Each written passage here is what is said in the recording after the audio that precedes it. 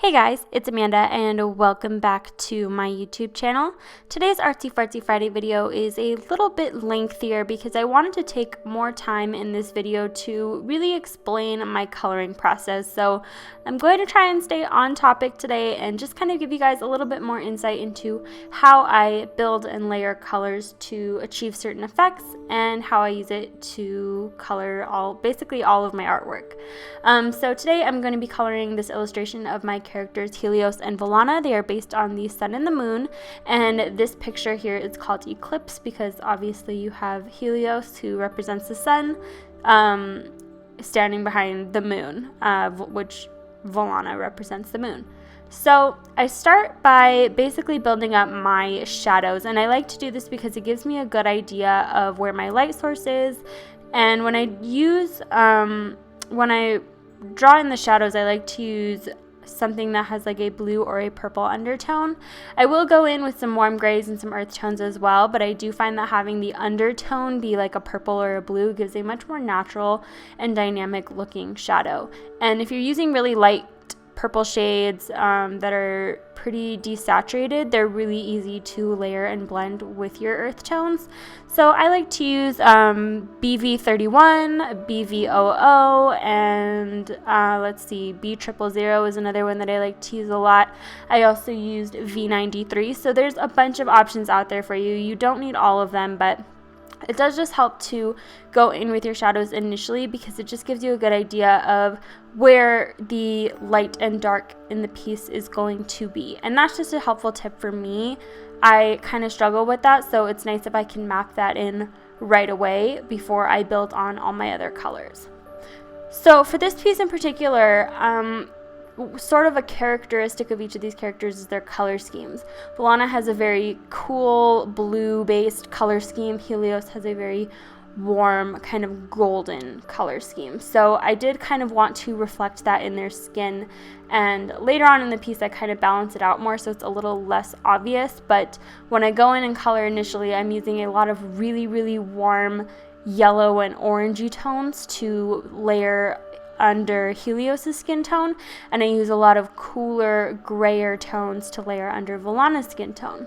But then I started thinking about how Helios's skin would kind of be reflecting onto Volana, so I ended up adding a lot more warmth into her skin tone as well because I just kind of thought it blended better and it looked like they kind of fit. But some of my favorite markers to use for really, really pale, kind of cooler skin tones are my E40 and E41 markers. They blend really nicely with all of my other colors, and they're kind of buildable, so you can do a really, really light color with just one layer, or you can get it to be a little bit darker and dimensional with several layers.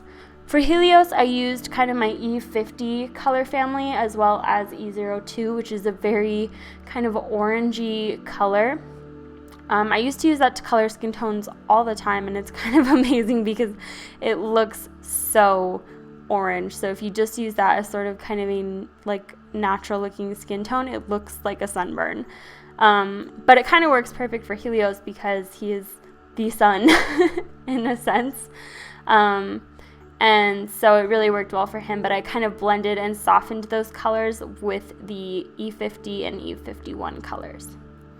Then I sort of went bold and decided to go right into coloring Volana's dress because I knew that that was going to be a really huge focus of this piece. There wasn't a lot of color, there wasn't a lot going on in the background, and so I really wanted to focus on the characters themselves. And you don't see a lot of Helios other than like his upper body, but you do see a lot of Volana, so I really wanted to focus on making her dress look nice. And I sort of approached it with kind of the same thinking that I did with the skin, because the characters are sort of backlit, meaning the light is coming from behind them, so there's sort of like a glowy look to them, and the outermost edges, kind of the perimeter of the characters, are lighter than the inner parts of the character. And I took that same approach with the dress, so I kind of created a gradient where I was thinking about what the color blue would look like in warm light. And I went with this kind of deep blue to purple gradient, and I think it looks really, really pretty. I do think that the dress turned out really nicely in this piece, and I do go back and kind of layer and blend colors. It's sort of a building process. I did use a lot of ink in this piece in general. There was a lot of blending going on. One of the other things that I should mention is that I used this mixed media paper that I'm not particularly fond of, and I think that it did make the blending overall more difficult for me, but I think I was able to overcome the challenge. So for Helios's hair, it was kind of the same thing. I wanted to make sure that it looked backlit, so I kind of went around the perimeter with a golden color, and that was to be sort of my lightest color in the hair, to look like the light is reflecting around like the edge and the light is coming from the back.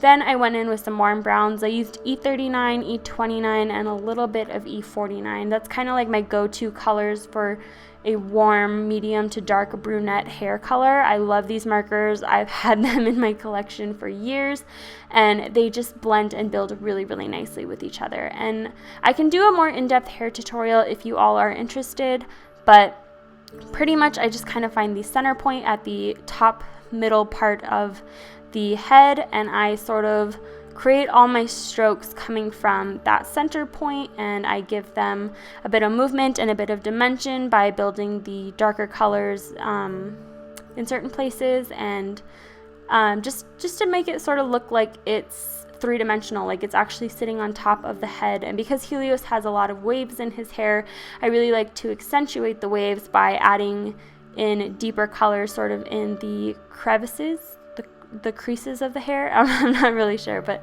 I do really like the way that his hair turned out. His hair is a lot of fun for me to draw. Now onto the background. Initially I wasn't sure what I was going to do for the background of this piece, and even throughout the process of creating the background, I doubted myself a little bit here and there, but I selected a few colors that I thought would blend well together, but on this paper they didn't really end up blending as well as I would have liked. So I didn't get quite the smooth gradient that I had hoped for, but pretty much, you know, I tried my best. I had to refill my markers several times because there was a lot of ink used in this background.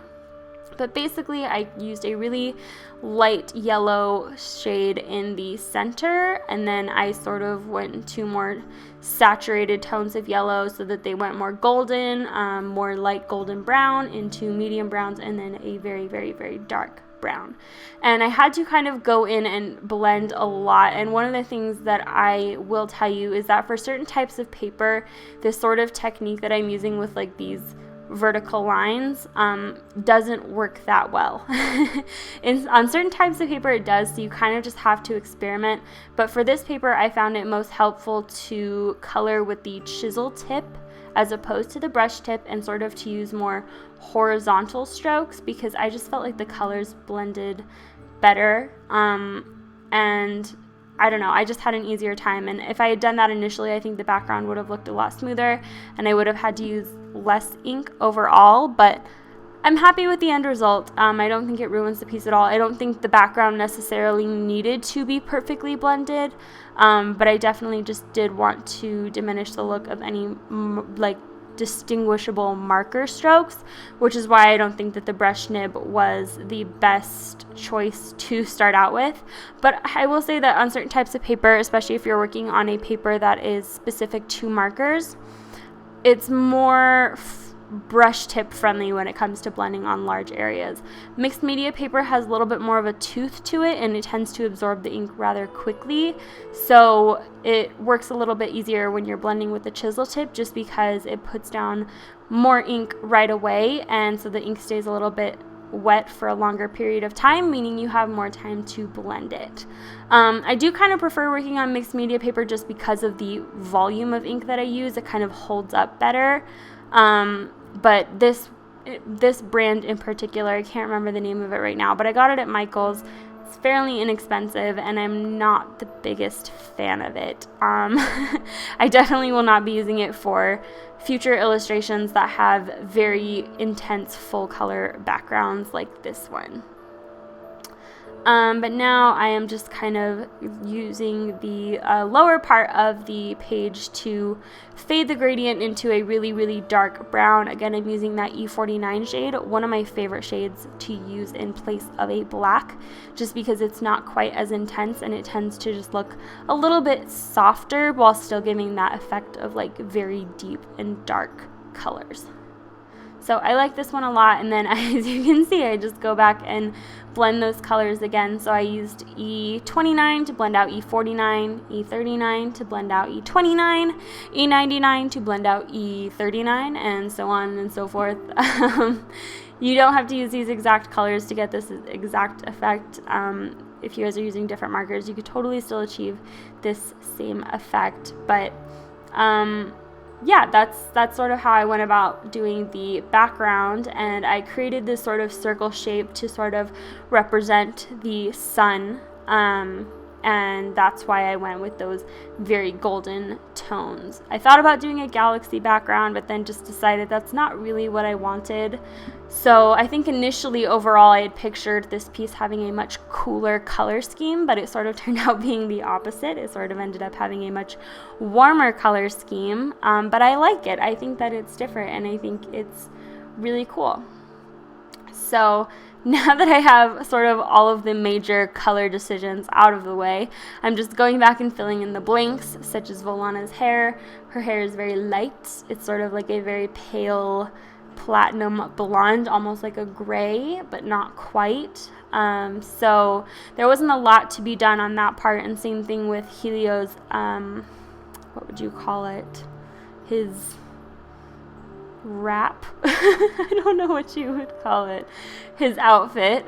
Basically, he just has sort of like a Grecian robe thing going on the lower half of his body, and so that's pretty much just a very off-white color as well. So very minimal shading as far as the rest of the piece goes, but I did go back and sort of touch up the skin and the shadows a little bit more, just because I felt like they needed a little bit more dimension, and I kind of just wanted a little bit more depth and coolness in the shadows. Oh, I have to talk about this pen, because this pen is my favorite thing. This is the High-Tech C pen by Pilot, and it's in the 0.25 size. This is my new favorite pen for very tiny details, especially eyes and eyelashes. It makes doing the eyelashes so easy, and I have a lot of control with it. The ink flow is really, really good, so I highly recommend it. For those of you who like to do really, really tiny details, you will love this pen. I know Juicy Ink uses it a lot, so I think that is where I got my recommendation from, but I do highly recommend it. I think you guys will really like it a lot, and it wasn't terribly expensive. I purchased mine on Amazon. I don't know if you can find it anywhere else actually in store, but yeah, highly recommend it, especially for creating eyelashes. It's my favorite pen for creating eyelashes. So here's where you see me going in and adding in just a little bit more depth into the piece. I add some deeper shadows into the center of the dress, as well as some deeper shadows on Volana's neck and her face, just to kind of create, I don't know, a little bit more of a backlit sort of lighting scheme. I also took my white gel pen and created sort of this sparkle effect on Volana's dress. This is an idea that I got from an artist who goes by Celloface on Instagram. She does a lot of amazing marker work, and she recently did a piece with a dress covered in like these sequin looking dots that she created just using the white gel pen, and I thought that was such a neat idea, so I decided to try that out, and I think it really gave the piece a very elegant feel, and I think it makes Volana represent the moon a little bit better, because it's sort of like the night and the stars. So I think that that sort of represents her a little bit better than just the plain blue dress. So yeah, here you can see I'm just adding in kind of just the final details. I just kind of wanted to make this video a little bit lengthier so that I could take my time and talk a little bit more about how I actually color.